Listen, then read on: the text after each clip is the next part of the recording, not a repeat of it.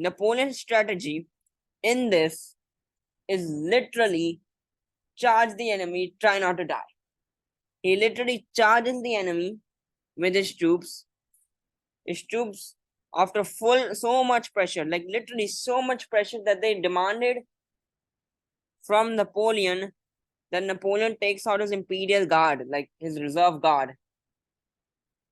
Napoleon rejects, but after a lot of fighting, a lot of killing, the French came alive. Now, these illustrations I'm going to show you will tell you how much this was not worth it.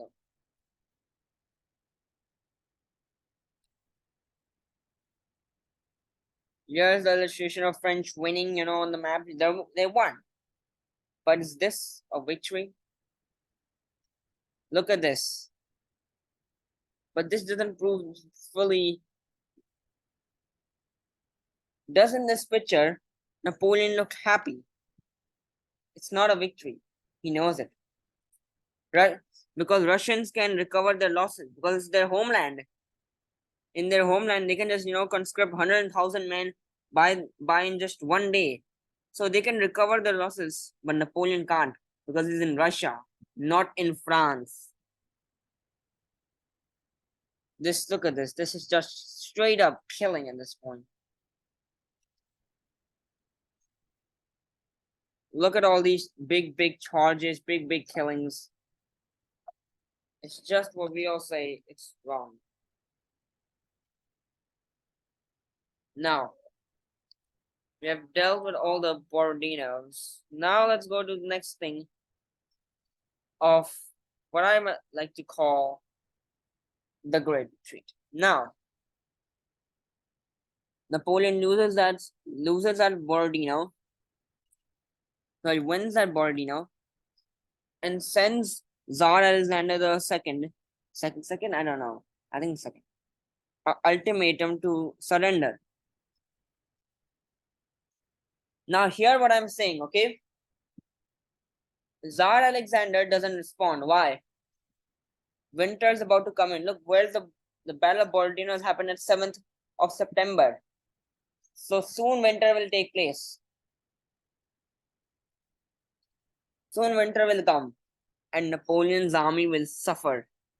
So you see, Tsar Alexander II does not answer the ultimatum does not answer the treaty. Why? Because he knows winter is coming and that will put a big amount of casualties on Napoleon.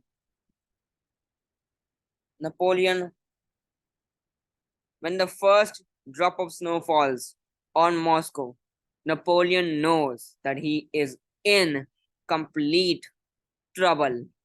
He retreats. His army just keeps getting, surrounded, keeps getting attacked by Cossacks and keeps getting, suffering. Now, Battle of Krasnoye.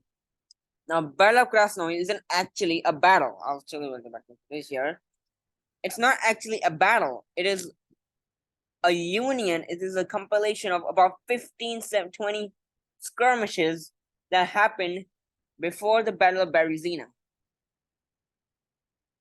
Now I'm going to tell you the suffrage of the Grande Armée, Napoleon's Grande Armée.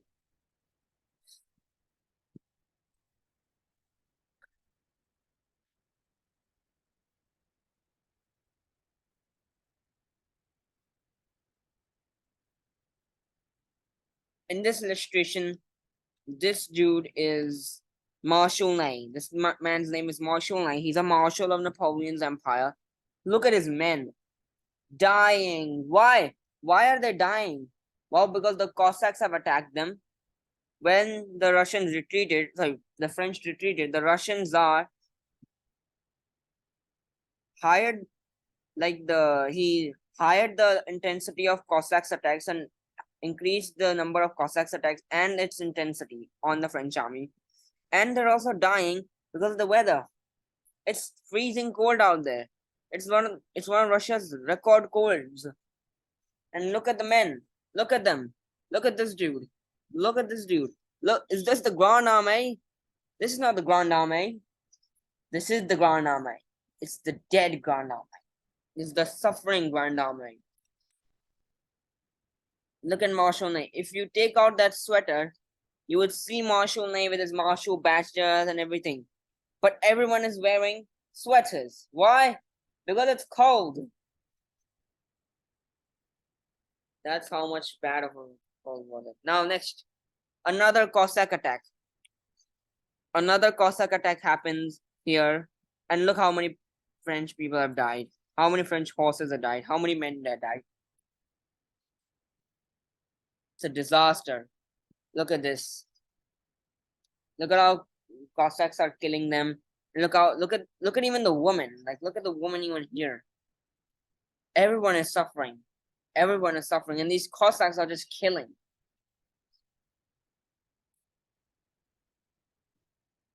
Another Cossack attack. So the Grand Army is met with disastrous consequences. It's trying to retreat.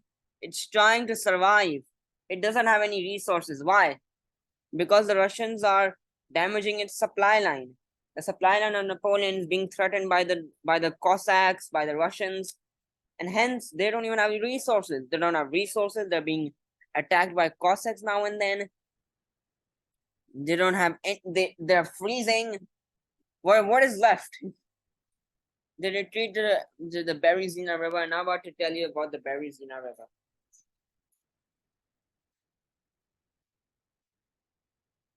Where is the Berezina River?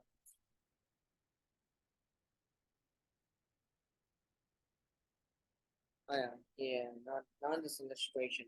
The, the map. Okay. Yeah, I'll show you this through arrows. The Russian army under Chikagov, Winterstein, and Kutuzov also coming almost basically surrounds Napoleon and almost decapitates it. But what Napoleon does? Napoleon makes them think he's going this way. He makes them think he's going to the south, but he's going here. He's made some bridges. He made these bridges to cross the Berezina River. He he made the Russians think he will cross the Berezina River. He will cross the Berezina River through here, but he crossed it from there, from Studnica. They crossed the river, but when the Russians arrive and see this, they have to destroy the bridges. Why? To not get, chased by Russians. So they destroy the bridge, and many people, when I say many, I mean many people, have not crossed the bridge. And thousands died, thousands become, thousands are now prisoners of the Russians. Let me show an illustration of the Berezina River.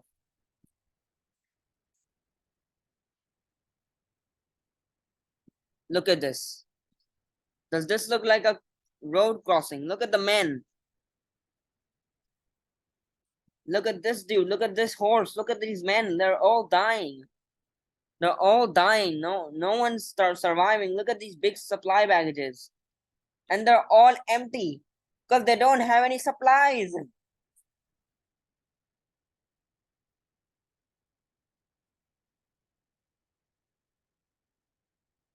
Now what happens after all these disastrous battles? Napoleon is just harassed completely.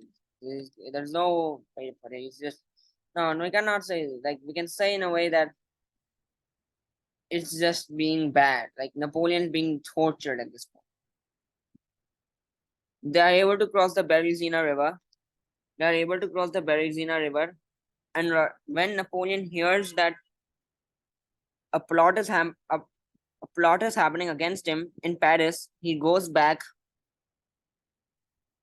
He goes back to Paris, but and leaving his men, he left his men, but leaving them left his men to cross the border to the Grand Duchy of Warsaw. And when I say many men,